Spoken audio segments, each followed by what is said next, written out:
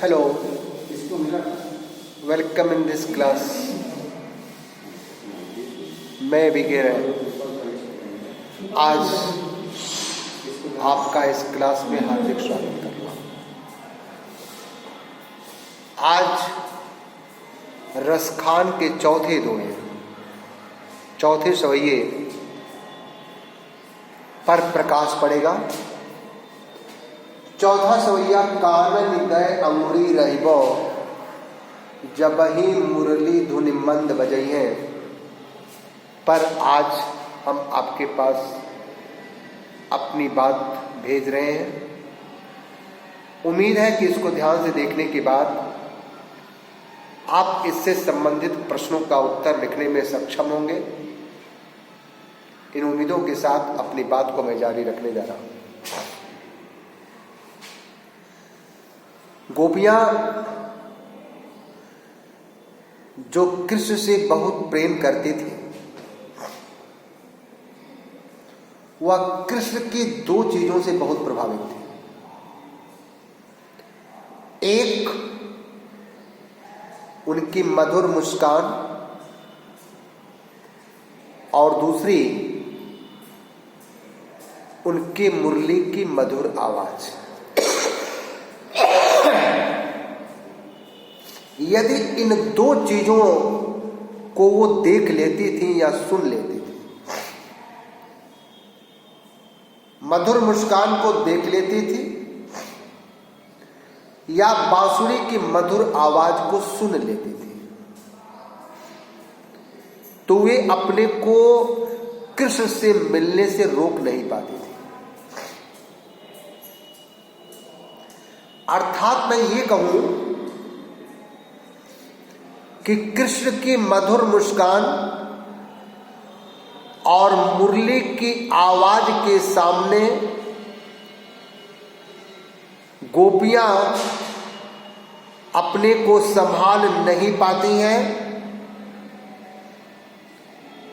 वे उनसे मिलने के लिए विवश हो जाती हैं। इन बातों को जब ब्रजवासियों ने देखा तो उन्हें सामाजिक संस्कार और लोक मर्यादा का ध्यान दिलाया और उनको कृष्ण से बार बार मिलने की सलाह नहीं दी। लेकिन भला गोपियां माने तो कैसे माने? इसीलिए गोपियों ने एक दिन आपस में बातचीत किया कि देखो, हम तो अपने को संभारी न जइहो न जइहो न जइहो। हम अपने को संभाल नहीं पाएंगे, नहीं पाएंगे, नहीं पाएंगे। किसके सामने? उनकी मधुर मुस्कान और मुरली की आवाज के सामने। लेकिन चलो, जहां तक लोक मर्यादा की बात है तो उसका भी पालन कर ले, क्योंकि परिवार की बातों को भी रख लेना हमारा धर्म बनता है। इसलिए गोपियों ने आपस में निर्णय लिया कि हम एक काम करेंगे कि जब भी कुंवर कन्हैया के मुरली की मधुर आवाज हमारे कानों में सुनाई पड़े,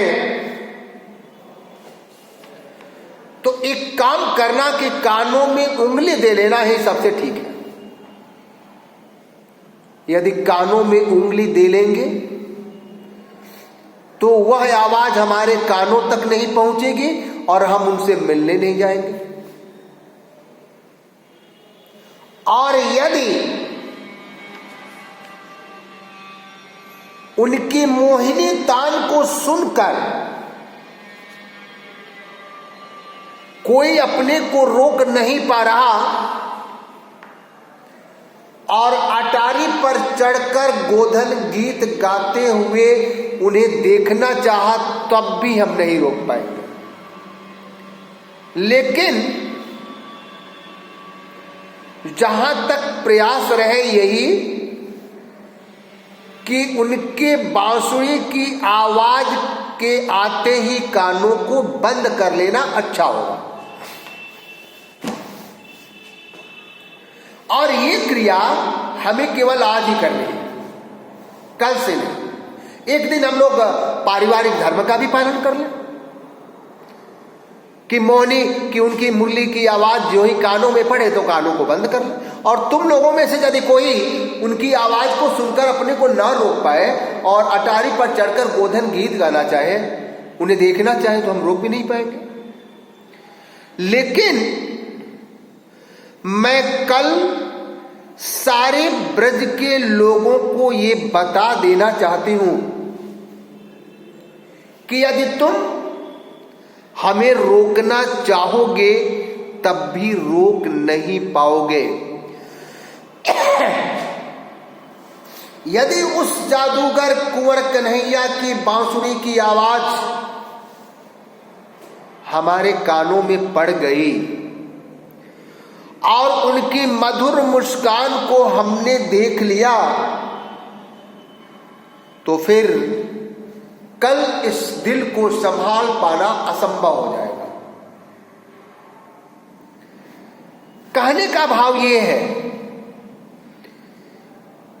कि कृष्ण के मधुर मुस्कान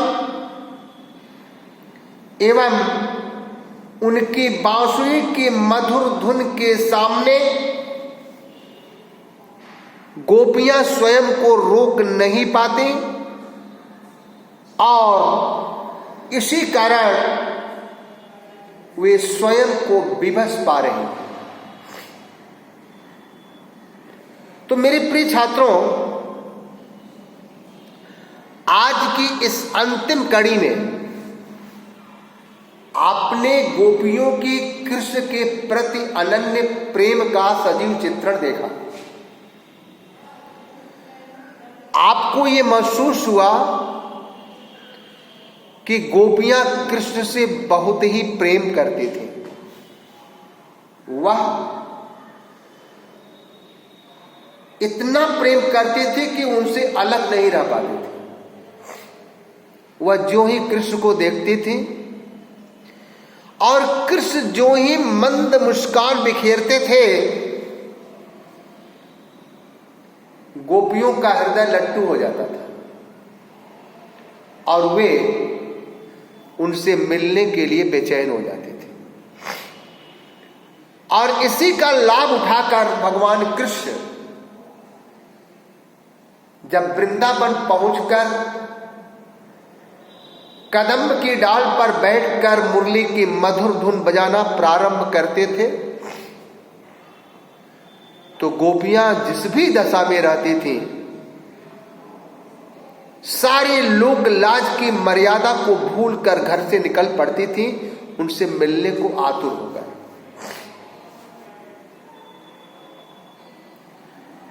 कहने का मतलब यह है कि वो बेशुमार प्यार करते थे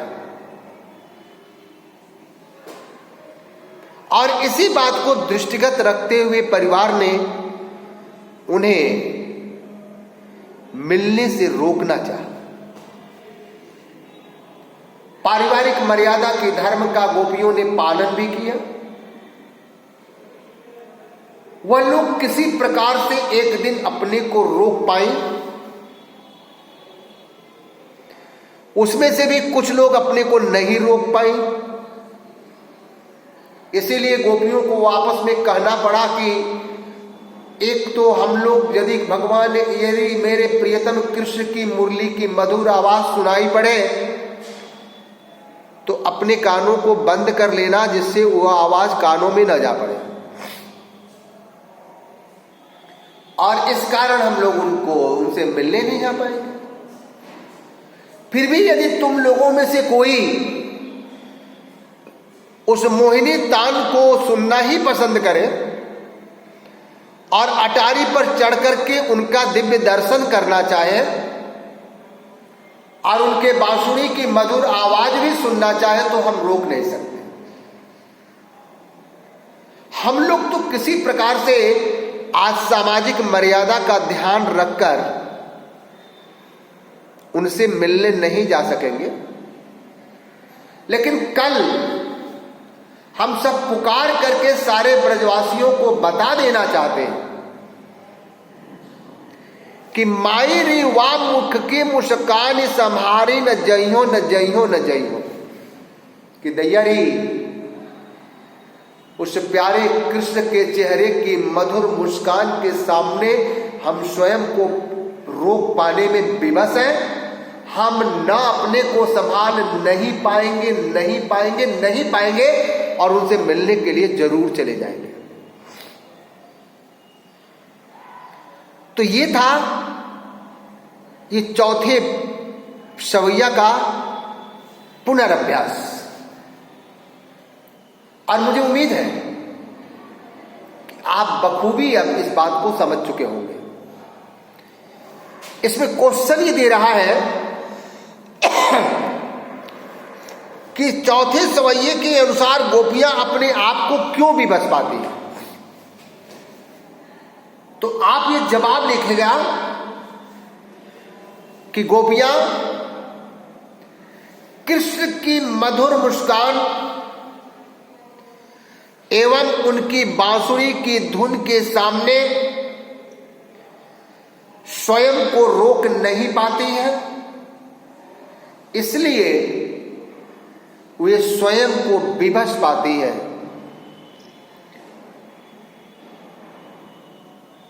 तो इस प्रकार से हमने आज चैप्टर 4 का अंत किया। इसमें 4 सवैये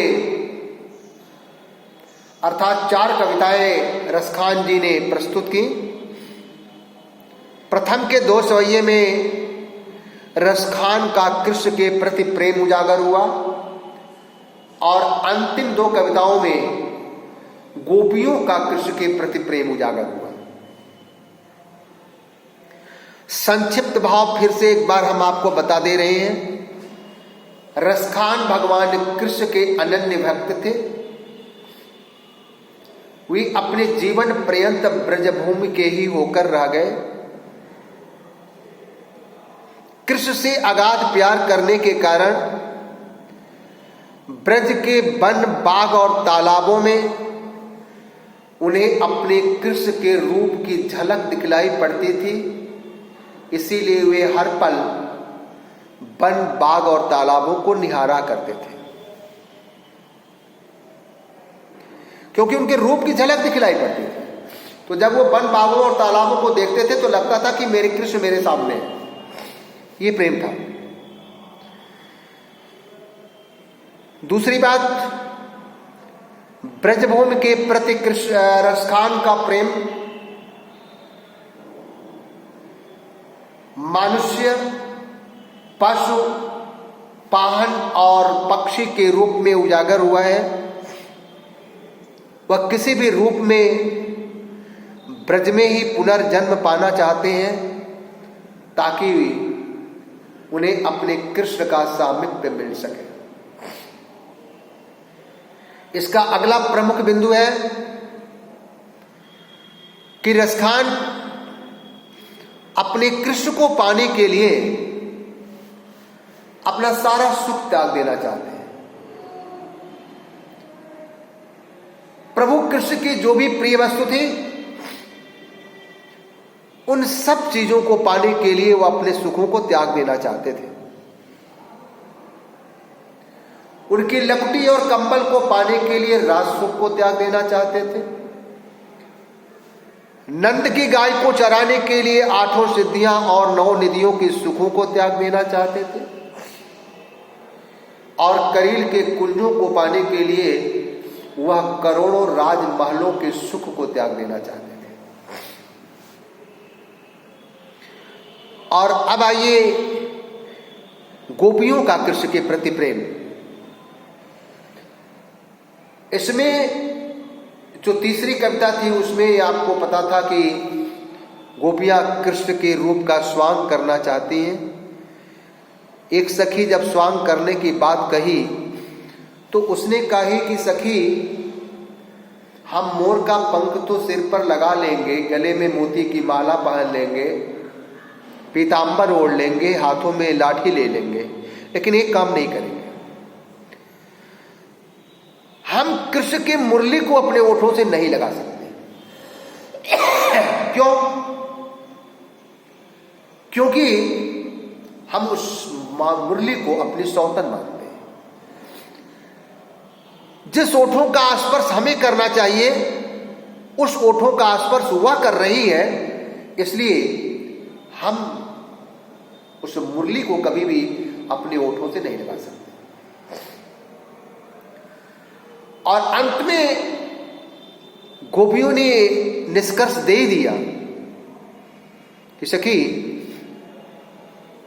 अपने कृष्ण की मधुर मुस्कान और उनके बांसुरी की मधुर धुन के सामने हम अपने को रोक नहीं सकते। उनसे मिलने से हम अपने को विवश पाते हैं। ये सारी प्रमुख बातें थी और मुझे उम्मीद है कि इस चैप्टर की हर एक बात आपके दिमाग में आ गई होगी। मैं वीके राय इन्हीं शब्दों के साथ आपसे विदा ले रहा हूँ, इस उम्मीद के साथ कि ये चैप्टर पूर्ण रूप से आपके दिल दिमाग में रच बस जाएगा। अगली मुलाकात तक के लिए धन्यवाद, नमस्कार।